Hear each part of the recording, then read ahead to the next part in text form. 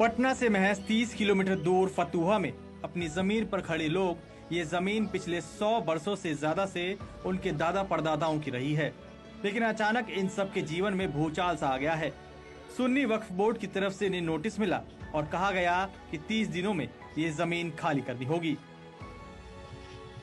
50 साल से हम लोग रह रहे हैं और 100 साल से हम लोग का दादा खानदानी सब जमीन खतियानी जमीन है। जितना ही बना ले सब गलती जगह में बना ले सब। हमने वक्फ बोर्ड से ये भी मांगा है कि आपके पास अगर कोई ऑथेंटिक प्रूफ है, किसी ने दान किया है या किसी ने रजिस्ट्री किया है आपको, तो मेरे पास प्रूफ लाएं, कागज लाएं। लेकिन उसके पास कुछ नहीं है। जबरदस्ती जो होता है ना, उस तरह से करा। जब एनडीटीवी को इस मामले की जानकारी मिली तो हम सीधे जा पहुंचे गोविंदपुर, उन 10 परिवारों के बीच जो अपने अस्तित्व की लड़ाई लड़ रहे हैं।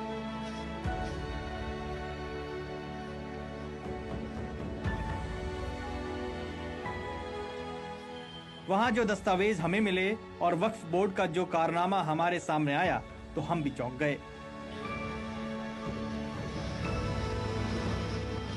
हम लोग हाईकोर्ट किया, हाईकोर्ट से हम लोग का अथी मिला, रिलीफ मिला। ये हम ही उन्हीं का पोता है, हमारे नाम से जमीन, टोटल जमीन है। ये सभी इस मोहल्ले के पुश्तैनी निवासी हैं। इनके मकान के लगभग 200 मीटर पीछे एक मजार है। जो नोटिस इनको मिला है उसमें इस जमीन को कब्रिस्तान की जमीन बताया गया। इसके साथ ही इन्हें कहा गया कि इसे फौरन खाली कर दें। इस दावे में 100% बिल्कुल ही गलत है, फॉल्स है। और यहाँ तक का मामला ये है कि ये जमीन वक्फ बोर्ड प्योर फर्जी तरह से रजिस्टर्ड करा लिया है। यहाँ पर 7 लोगों का घर है और 7 लोगों का घर है जो बहुत निर्धन है। और इनमें क्या है कि बात के मतलब कि राइटी है, इनका पास खतियान है, सारा अप टू डेट कागज है, रसीद भी करता है सर। और इन लोग को बहुत परेशान किया गया भी है। परेशान गांव वाले डीएम के कार्यालय में पहुंचते हैं और वहां अपनी जमीन की जांच की मांग करते हैं। जांच करके डीएम और सर्किल ऑफिसर ने बताया कि ये जमीन उनकी रियायती जमीन है, यानी उनके पुरखों से उनके पास चली आ रही है। सभी सरकारी रिकॉर्ड में जमीन पुश्तैनी बताई गई है। कुछ वक्त पहले सरकार ने इस जमीन में से थोड़े से टुकड़े का बाजार समिति बनाने के लिए अधिग्रहण किया।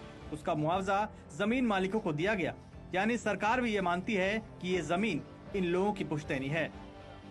ये तो भाग मनाइए कि हाईकोर्ट में 2 डिसमिल में बाजार समिति में जमीन गया था सर, इसीलिए स्टे भी लगा सर, नहीं तो स्टे भी नहीं लगता। ये लोग को बहुत परेशानी होता और ट्रिब्यूनल में जाना पड़ता सर। परेशान गाँव वालों ने फिर वक्फ बोर्ड में आरटीआई डाली। काफी टाल मटोल के बाद जब वक्फ बोर्ड ने इस जमीन से संबंधित जानकारी उन्हें सौंपी तो उसमें ये जानकारी थी ही नहीं कि वक्फ बोर्ड का इस जमीन पे मालिकाना हक कैसे बनता है और किसने इस जमीन को वक्फ बोर्ड को दान किया।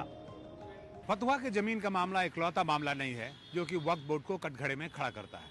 सवाल यह है कि अगर कोई संपत्ति वक्फ बोर्ड की संपत्ति है तो उस संपत्ति का प्रमाण देने में इतनी आनाकानी क्यों? संपत्ति कहां से आई, किसने वक्फ बोर्ड को दान दिया? हर मामले में कोर्ट यही जवाब वक्फ बोर्ड से मांगता रहा है और ज्यादातर मामलों में वक्फ संतुष्ट करने वाला जवाब नहीं दे पाता है। थक हार के गांव वालों ने पटना हाई कोर्ट की शरण ली और हाई कोर्ट ने कागजात के आधार पे वक्फ बोर्ड को नोटिस दिया और पटना जिलाधिकारी के उस आदेश पर रोक लगा दी जिसमें जमीन खाली करने की बात की गई थी। तो उसके ने हम लोग हाई कोर्ट गए हैं, उच्च न्यायालय गए हैं, तो वहाँ से हम लोग को डिग्री हासिल हो गया है कि नहीं आपका जमीन जो है रहती है। वहाँ से हम लोग को मिल गया है क्लियर रिस्पॉन्स। वहाँ से रिलीफ आपको मिल गया? हाँ, पूरा मिल गया रिलीफ। हालांकि हाईकोर्ट के फैसले ने राहत तो दे दी है, लेकिन परेशान गांव वाले अब चाहते हैं कि वक्फ बोर्ड उनकी पुश्तैनी जमीन से अपना दावा वापस ले और सरकार उन्हें इस मुकदमे से मुक्त करे। मुआवजा मिला था, रहमत लाल जी के लड़का थे अभी किशोर मेहता, उन्हीं के बाबूजी के मुआवजा मिला था और 2015 तक हाईकोर्ट में केस चला है और ये 23 में उन्होंने हमारे को नोटिस कर दिया गया है। तो जब आपको मुआवजा मिला तो इसका मतलब सरकार मान रही है कि जमीन आपकी है? हाँ, वो हमारा है ही, सब कुछ मिल ही रहा है। वो तो यहाँ से डीएम से लेकर सब हम लोग का दे दिया है कि मैंने इन लोग आप लोग रहती जमीन है, लेकिन वो है कि डीएम को भी पावर नहीं है कि मैंने रोक सके रहती। ये जितने भी जो जमीन के जो ओनर्स हैं वो क्या सब हिंदू फैमिली हैं? हाँ, हिंदू सब फैमिली है पूरे। अल्पसंख्यक समाज के जो चिंताएं हैं उसके प्रति संवेदनशील रहना ये नीतीश सरकार की विशेषता रही है और इसी परिप्रेक्ष्य में जो केंद्र सरकार का यह निर्णय है यह उचित है।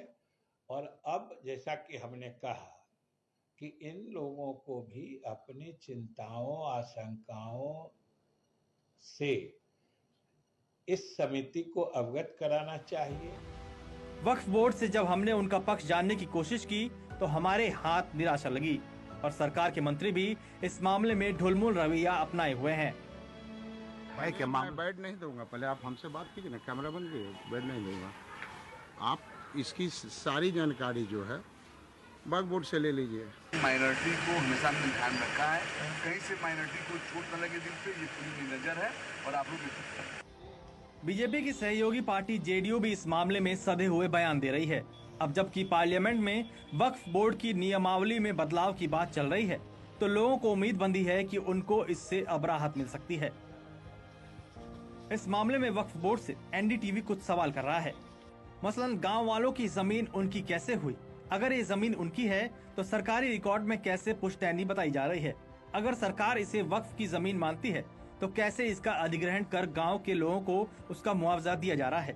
अगर इसका मालिकाना हक वक्फ बोर्ड का होता तो मुआवजा भी वक्फ बोर्ड को मिलना चाहिए था।